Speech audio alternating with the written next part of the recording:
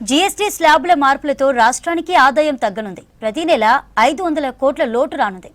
GST స్లాబుల మార్పు వస్తువులపై పన్ను ఎత్తేయడంతో జనానికి కాస్త రిలీఫ్ దొరికింది. కానీ రాష్ట్రానికి వచ్చే ఇన్కమ్ భారీగా తగ్గిపోనుంది. దీంతో తగ్గనున్న ఆదాయాన్ని భర్తీ చేయాలని సర్కార్ కేంద్రాన్ని కోరుతోంది.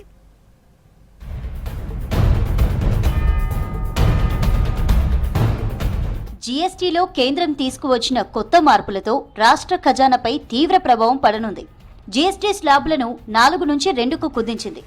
కొన్ని వస్తువులు సేవలకు పూర్తిగా పన్ను ఎత్తేయడంతో రాష్ట్రం ప్రతి నెల 400 కోట్ల నుంచి 500 కోట్ల ఆదాయాన్ని కోల్పోనుంది.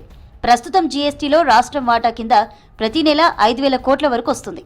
ఈ నెల 22 నుంచి అమలయ్యే కొత్త రేట్లతో ఇది 4,500 కోట్లకు పరిమితం కానుంది. ఈ లెక్కన రాష్ట్రానికి ఏటా 5,000 కోట్ల నుంచి 6,000 కోట్ల వరకు నష్టం వాటిల్లే అవకాశం ఉందని చెబుతున్నారు ఆర్థిక నిపుణులు.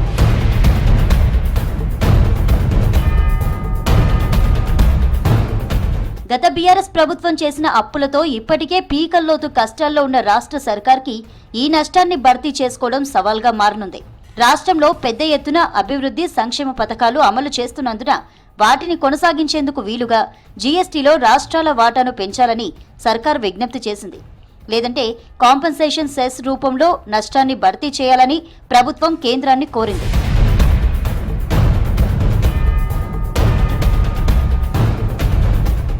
వస్తువులపై పన్ను రేట్లు తగ్గడంతో కస్టమర్లకు ఫైనాన్షియల్ రిలీఫ్ దక్కుతున్నా రాష్ట్ర ఆదాయానికి మాత్రం భారీగా గండిపడుతుంది.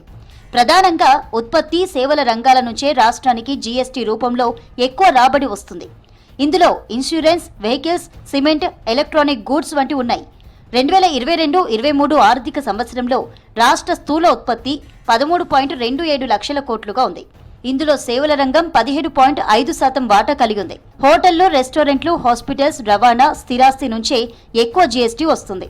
దీంతో పాటు 28% ఉన్న కొన్ని వస్తువుల పన్ను రేటును తగ్గించడం లేదా పూర్తిగా మినహాయింపు ఇవ్వడంతో కూడా రాష్ట్ర ప్రభుత్వానికి భారీగా నష్టం జరగనుంది.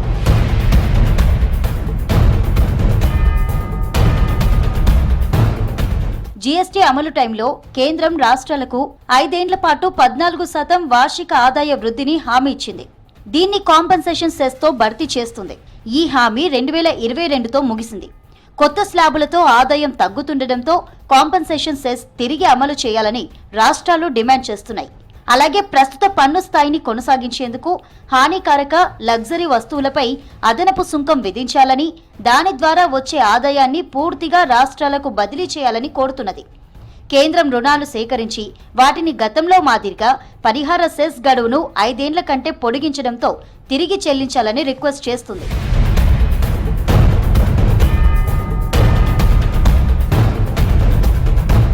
పాత స్లాబు ప్రకారం స్టార్ హోటళ్లలో 28%, సాధారణ రెస్టారెంట్లపై 18% పన్నుండేది. కొత్త స్లాబు ప్రకారం అన్ని రకాల రెస్టారెంట్లపై 5% పన్నుంది. గతంలో పెద్ద హోటళ్ల నుంచి అధిక పన్ను వచ్చేది. ఇప్పుడు అందరికీ ఒకే స్లాబ్ ఉండడంతో ప్రభుత్వానికి రాబడి తగ్గనుంది. అలాగే ఎలక్ట్రానిక్ గూడ్స్ పై 28% ఉన్న పన్ను ఇప్పుడు 18%కి తగ్గించారు. ఆటోమొబైల్పై 28% నుంచి 18%కి తగ్గించారు. దీంతో భారీగా రాబడి తగ్గనుంది.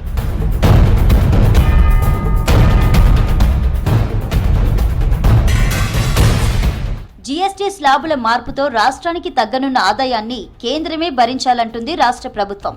నష్టపరిహారం కింద 5 ఏళ్లు ఆదాయాన్ని భర్తీ చేయాలని కోరుతోంది.